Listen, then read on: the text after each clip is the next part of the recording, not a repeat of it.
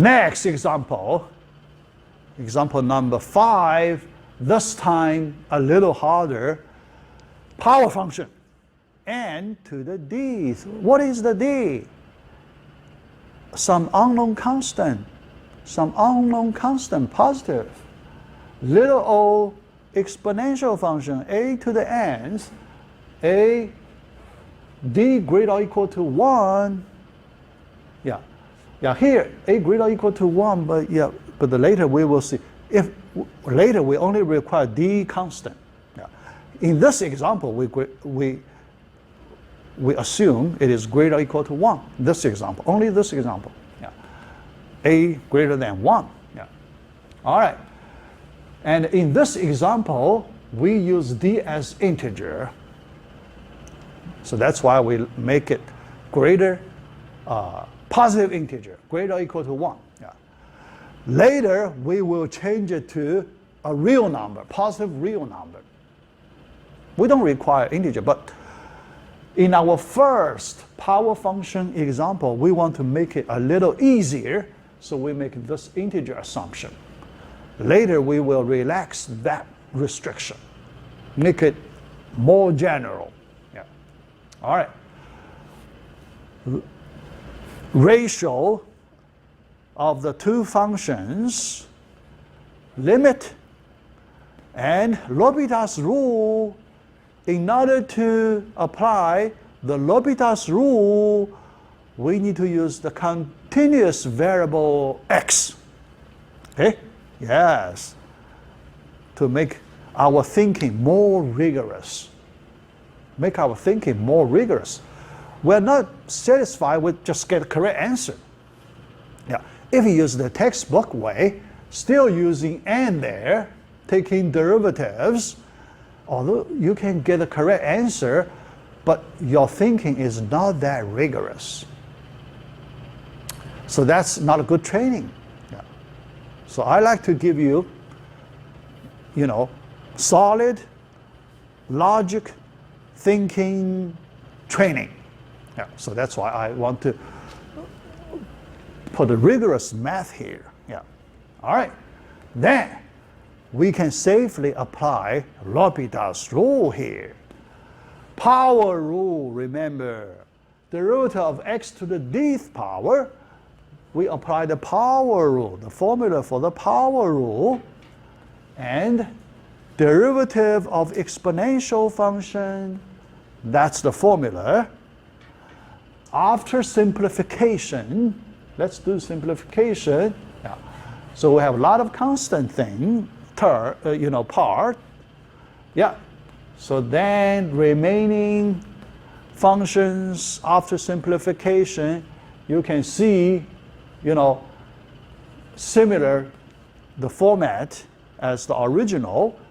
You apply another Lobita's rule here the second time. Okay? Second time.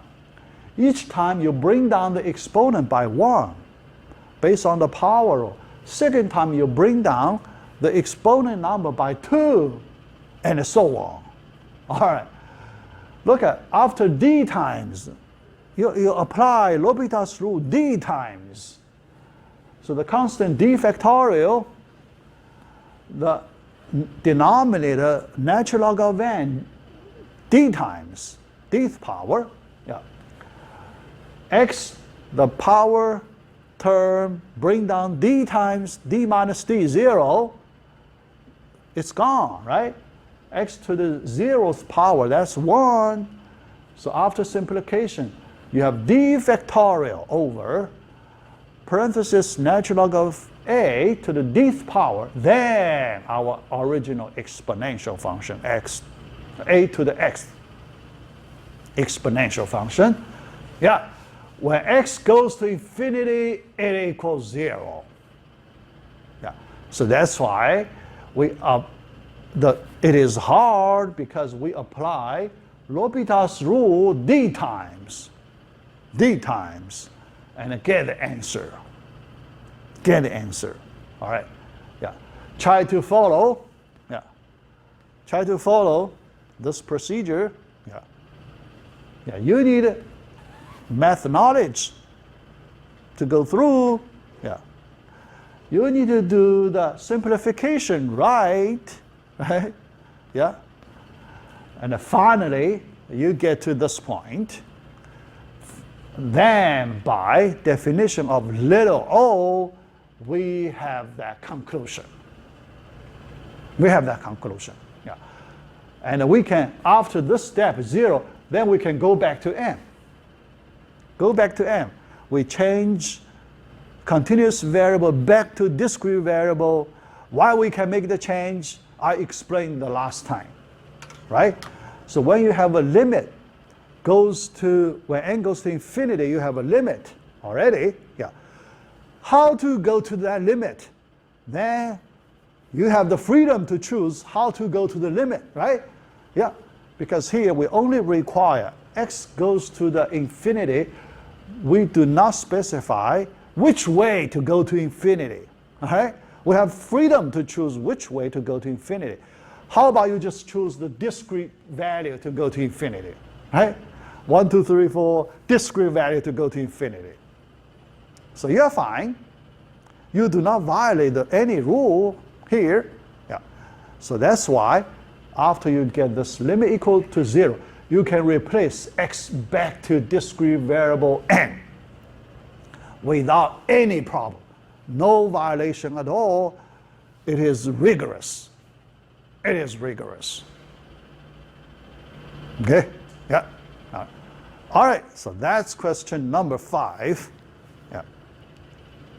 Any question? Yeah. I hope you can handle math like this. Yeah. Although we do not have many situations like that, yeah, it's a relatively hard one. Yeah.